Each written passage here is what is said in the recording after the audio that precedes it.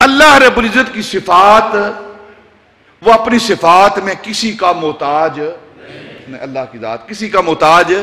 نہیں ہے۔ مخلوق چاہے وہ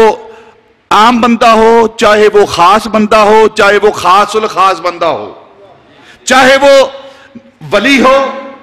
چاہے وہ غوث قطب ابدال ہو، چاہے وہ نبی ہو، چاہے وہ امام الانبیاء ہوں، جو بھی اس کائنات کے اندر مخلوق ہے وہ اللہ رب العزت کی صفات سے متصف ہوتے ہیں، اور اس صفت سے متصف ہونے کے لیے وہ سب سارے کے سارے اللہ کے محتاج ہیں، سارے کے سارے اللہ کے محتاج ہیں۔ اللہ کسی کا محتاج نہیں، باقی سارے اس کے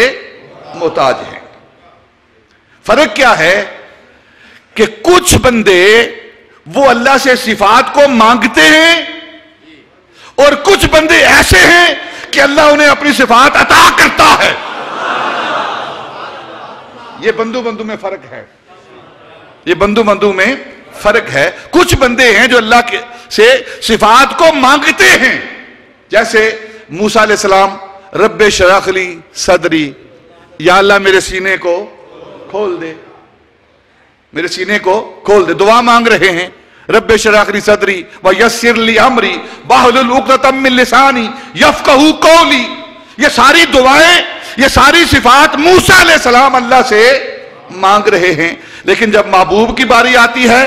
والضحیٰ کے چہرے والے کی باری آتی ہے، تو اللہ فرماتا ہے الم نجعل لک صدرک،